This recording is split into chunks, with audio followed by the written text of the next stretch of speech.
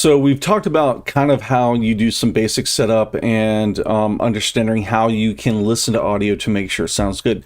Now let's talk a little bit about the various types of audio signals that come into an audio board. So an audio board can handle a variety of different types of sources. These can be things like microphones. They can be live feeds from satellites, internet services, computers that have like an interview for like Zoom or Skype. It can also handle audio and video players that may have music or things like that. It can also handle audio coming in from a live source that's on location away from the studio. So you need to be able to take all these different sources and kind of control their audio.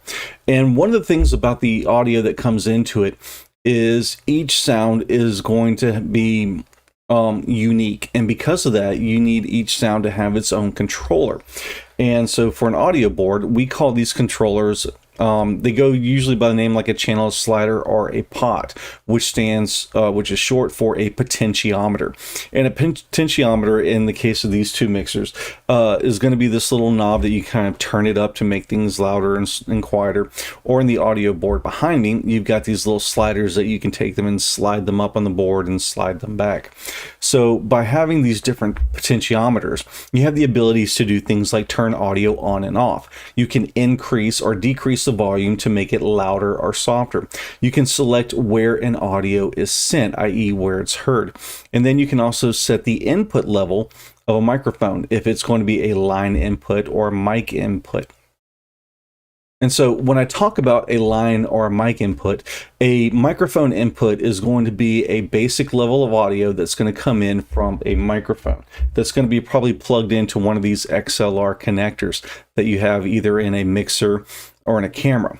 Now, a line input is going to be something that's going to be amplified. And so you need to make sure that your camera is properly set or your mixer is properly configured to receive a line input versus a microphone input. So with a mic input, it's low level. There's no amplification and your audio is coming directly from the microphone. So as you plug it in, that's going to be kind of how you hear it. Now, dynamic microphones and condensers are going to give you a microphone level feed. And as such, you're going to get a basic level of audio. Now, when we're dealing with a line level input, we are going to be talking about things that are amplified. So this is a signal that can go over greater distances. It's also going to be a signal of audio that's going to come from mostly an electronic device. So something that's going to need to be boosted, like a computer is going to have amplified, a audio or music playback deck, a video playback deck, a video recorder, a computer that's going to be streaming something to the computer is going to provide you with a line level. And so things like phone mixers and audio players and live feeds are going to provide you with line level, which is going to be considered a lot louder than what's coming in on a microphone level. Now, one thing that's going to be used a lot in electronic news gathering is this box above my head. This is known as what's called a mult box or a multiple output box. So one of the things that I showed you earlier when we had like a press conference, you saw a person talking and there was like about 10 microphones just kind of all right in front of them.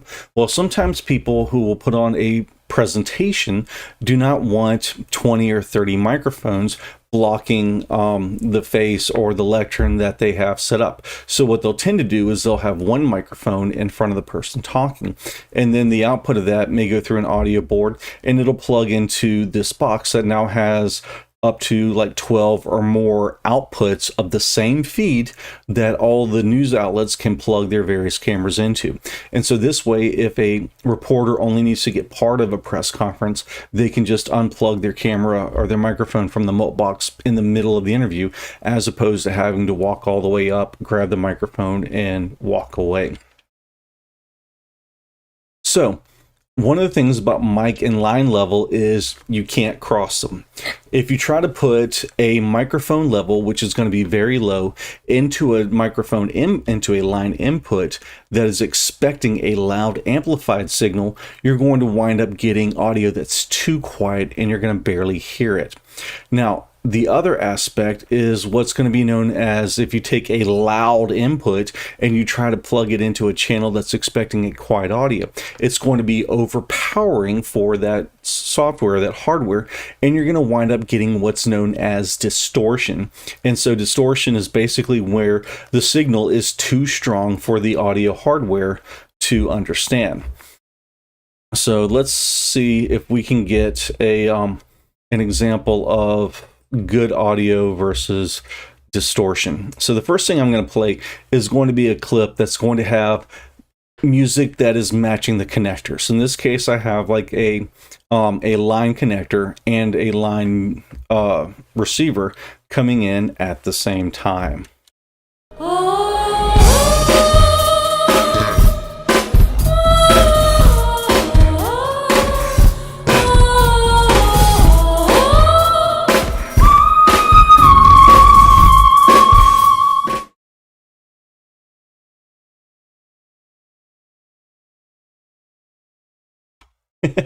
So there we go. I hit that button too quick. So that was an example of what a clean audio would sound like.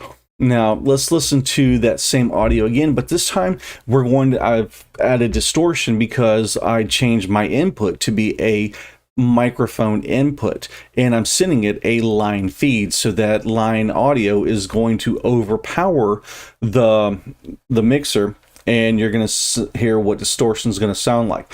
I'm going to warn you that this video is probably going to be a little bit louder and a little bit harder on the ears, so I'll give you a moment if you need to turn your volume down.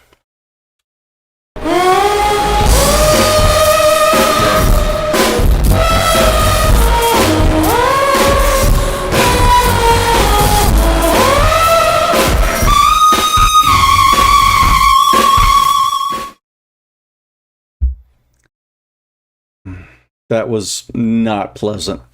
So one of the things is, when you're dealing with audio, before we were talking about like listening with your eyes and make sure that you can see audio coming into your camera. And this is why I tell you to bring some earbuds and to listen to the audio, because if you look at the VU meters, you're going to see audios coming in, but without actually being able to monitor the audio, you're not going to be able to tell if you have good audio or not. So it's always good to make sure your audio looks good from a level standpoint, but it also